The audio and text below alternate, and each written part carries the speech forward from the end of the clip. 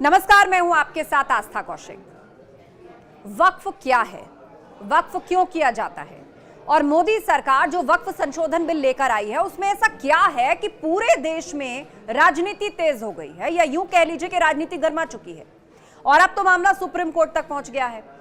विपक्षी दलों की तमाम दलीलें हैं, जैसे कि इससे मुसलमानों के धार्मिक मसलों में हस्तक्षेप बढ़ेगा, गैर मुस्लिम मेंबर वक्फ के खिलाफ होगा, सरकार वक्फ की जमीनों पर कब्जा कर लेगी, मुतवल्ली के सजा के प्रावधान पर भी सवाल उठाए जा रहे हैं और उसके साथ साथ सर्वे कमिश्नर और डीसी की भूमिका पर भी संदेह व्यक्त किया जा रहा है और बोहरा मुसलमानों के लिए अलग बोर्ड को जो प्रोविजन किया जा रहा है उसे भी बांटने की नीति के तौर पर प्रचारित किया जा रहा है। ऐसे बहुत से सवाल हैं जो इस बहस में उठाए जा रहे हैं। आज इस वीडियो में एक तरफ वो सवाल हैं जो तमाम विपक्षी दलों की तरफ से उठाए जा रहे हैं वक्फ संशोधन बिल को लेकर, उसके ठीक सामने ये जो संशोधन पेश हुए हैं और पारित हुए हैं, एक एक प्रोविजन को जानेंगे। वीडियो को लास्ट तक देखिए और उसके बाद खुद ही तय कीजिए कि इन प्रोविजंस के बाद क्या ये किसी के धार्मिक मसलों में इंटरफेरेंस की तरफ हो सकता है, क्या इसकी नीयत में किसी तरह का कब्जा हो सकता है। तो चलिए शुरुआत करते हैं। वक्फ बिल को लेकर एक और जहां कुछ मुसलमानों के मन में शंकाएं हैं, तो वहीं कई मुसलमान ऐसे भी हैं जो इस बिल के प्रावधानों से काफी खुश हैं और उनका यह भी मानना है कि ये वक्फ को बचाएगा और गरीब मुसलमानों का इससे भला होगा। और सरकार लगातार कह रही है कि वो पूरी नेक नियति के साथ ये बिल लेकर के आई है और इस बिल के जरिए वो उस गलती को सुधारना चाहती है जो वक्फ के नाम पर अभी तक देश में की गई है। वक्फ की संपत्ति रजिस्टर्ड और ऑनलाइन होने से पारदर्शिता बढ़ेगी। एक प्रोविजन इसमें यह भी है, भ्रष्टाचार पर शिकंजा कसेगा। वक्फ बिल में यह प्रावधान किया गया है कि संपत्तियों को रजिस्टर किया जाएगा और उनका विवरण ऑनलाइन उपलब्ध होगा।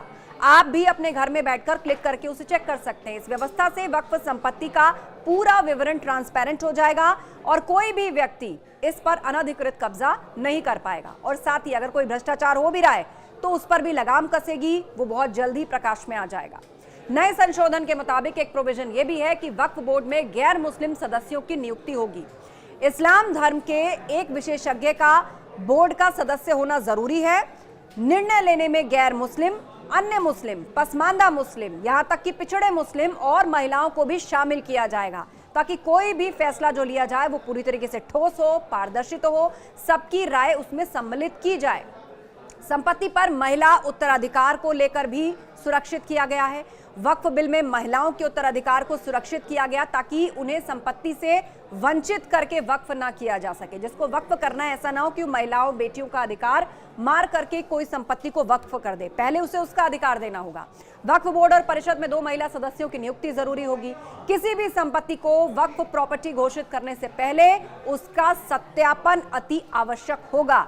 ये तमाम प्रोविजंस इसमें किए गए हैं। आगे हम और भी प्रोविजंस की बात करेंगे। आप सोचिए जरा, अभी तक जिन बिंदुओं का मैंने जिक्र किया, क्या आपको उन्हें सुनकर के लगा कि इससे किसी के धर्म की हानि होगी? बहरहाल वीडियो में जुड़े रहिए। जिला कलेक्टर वक्फ संपत्तियों का सर्वेक्षण करेगा, इस पर ऐतराज जताया गया। उनका स्वामित्व सुनिश्चित करेगा, यानी वो पूरी तरह से वेरीफाई करेगा कि जो वक्फ करना चाहता है क्या ये प्रॉपर्टी वाकई उसकी है, वो प्रॉपर्टी के पेपर्स उसके पास है, वो प्रॉपर्टी उसके पास कहां से आई, वो उसको सत्यापित करेगा, सुनिश्चित करेगा। बोर्ड को संपत्ति दान करने वाला इस्लाम धर्म का अनुयायी होना अनिवार्य है। कम से कम वो 5 साल से इस्लाम धर्म का पालन कर रहा हो, ये पात्रता चेक करेगा। पूरे गांव को वक्फ संपत्ति घोषित करना, मनमाने तरीके से किसी भी संपत्ति को वक्फ की प्रॉपर्टी कहकर उस पर दावा ठोकने मात्र से संपत्ति वक्फ बोर्ड की नहीं हो सकती। इस तरह के बहुत से मामले प्रकाश में आए और देश की अदालतों में ऐसे बहुत से मामले विचाराधीन भी हैं जहां पर इन पर सवाल खड़ा करके इन्हें चैलेंज किया गया है। जिन वक्फ संस्थाओं को आमदनी 1 लाख रुपए सालाना से ज्यादा है उनको अपना ईयरली ऑडिट करवाना होगा। यह प्रोविजन किया गया है बेटर ट्रांसपेरेंसी के लिए। मुतवल्लियों को 6 महीने में केंद्रीय वक्फ पोर्टल पर अपनी संपत्ति का विवरण देना होगा। मुसलमानों ने जो भी ट्रस्ट बनाए हैं देश के किसी भी कानून के तहत वक्फ की संपत्ति नहीं माने जाएंगे। वक्फ प्रॉपर्टी पर अगर कोई विवाद हो तो कोर्ट का दरवाजा भी खुला है। वक्फ की संपत्ति पर अब तक जो भी विवाद होता था उसके खिलाफ कोर्ट में जाना संभव नहीं था क्योंकि ऐसा कोई प्रोविजन नहीं था, जिसकी वजह से कई केसेस इस तरह के सामने आए थे। नए बिल में यह प्रावधान है, अगर आपको वक्फ की संपत्ति पर कोई शंका है आप रेवेन्यू, सिविल और फिर हाई कोर्ट भी जा सकते हैं। तो ये तमाम बंदोबस्त हैं जो इन संशोधनों के माध्यम से इस बिल के अंदर इंक्लूड किए गए हैं।